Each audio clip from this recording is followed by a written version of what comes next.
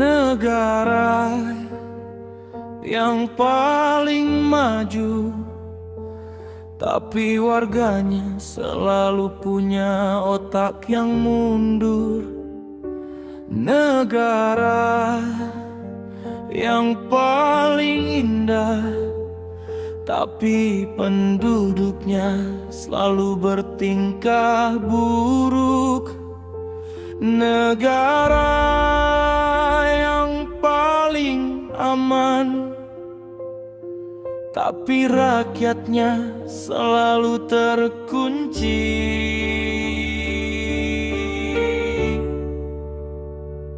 Negara yang modern, tapi otak setiap penduduknya selalu kuno dan purba.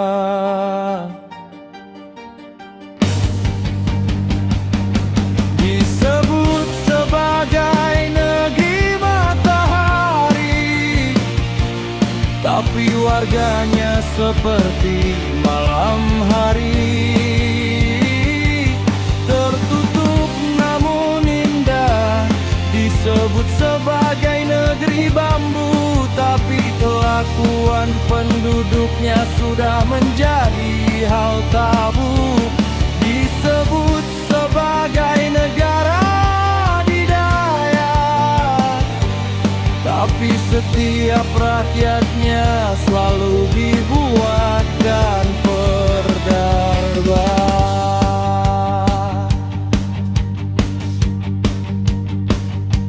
Untuk apa ada mesin canggih, tapi setiap warganya mempunyai otak yang berkarat? Untuk apa punya baju tempur yang tak bisa tertembus oleh musuh, tapi warganya bisa berbuat hal yang keji dengan sesama warga lainnya?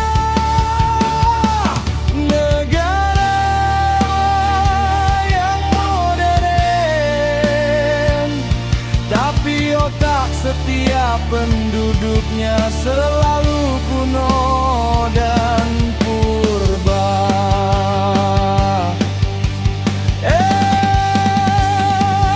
Ilmuwan yang memiliki otak tercanggih dan termodern sekalipun akan tetap kalah melawan nafsu dari orang yang kuno dan purba.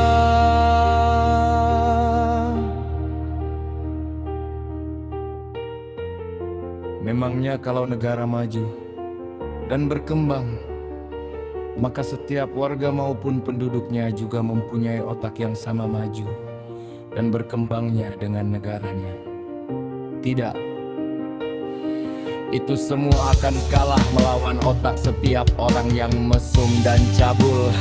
Seindah apapun lukisan, semewah apapun negara, tetap akan kalah dengan otak warga maupun penduduk yang bisa melakukan apapun. Memangnya negara maju, apakah kebebasan akan maju juga? Tidak, kebebasan akan mundur jauh ke belakang. Memangnya negara modern, apakah otak manusianya akan modern juga? Tidak, otaknya akan selalu kuno dan sempit. Oh, negara yang modern, tapi otak setiap penduduknya selalu kuno dan purba.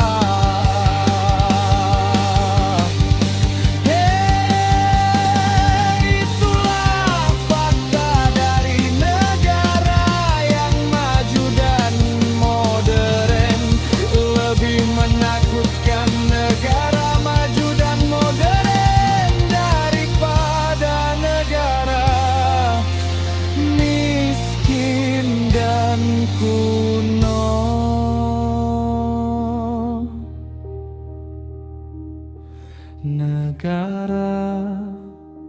yang modern, tapi otak setiap penduduknya selalu kuno dan purba.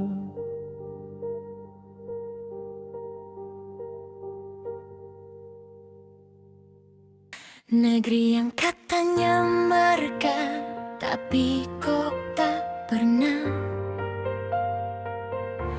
Negeri yang katanya makmur, tapi kok tak akan.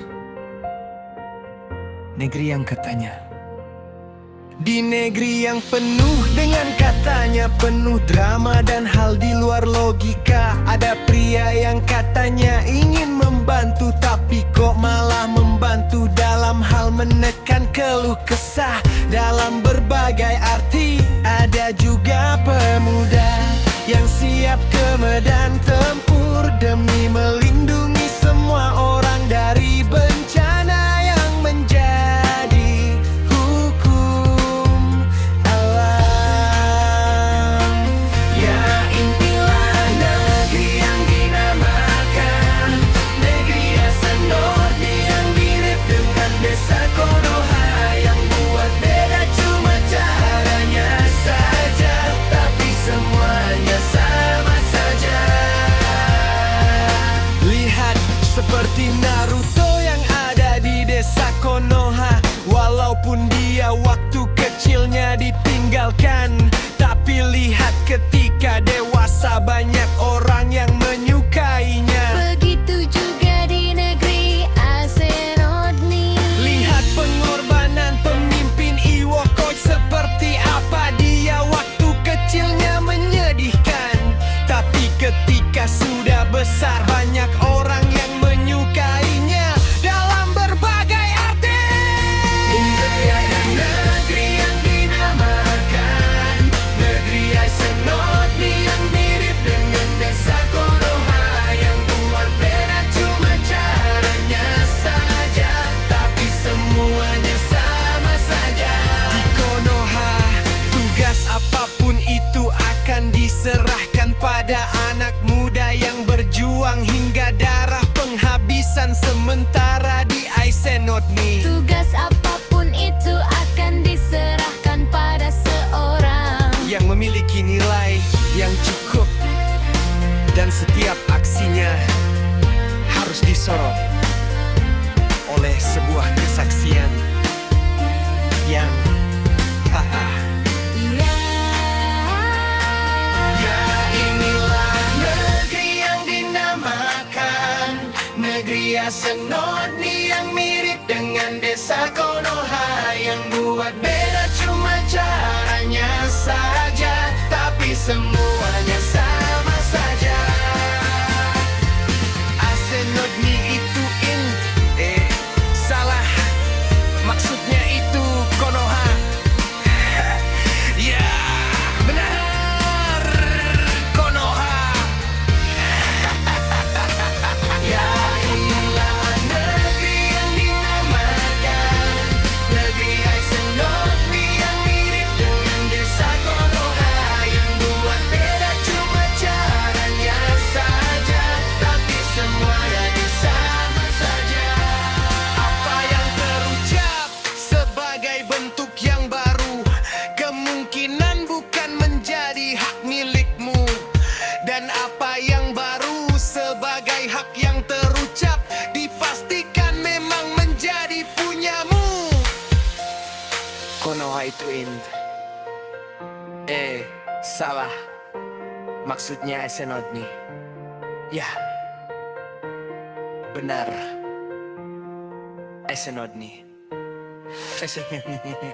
Ya, inilah negeri yang dinamakan negeri Asenodni, yang mirip dengan desa Konoha, yang buat beda cuma caranya saja, tapi semuanya sama saja. Ya, inilah negeri yang dinamakan negeri Asenodni, yang mirip dengan desa Maksudnya itu Konoha. Ya, Konoha. Maksudnya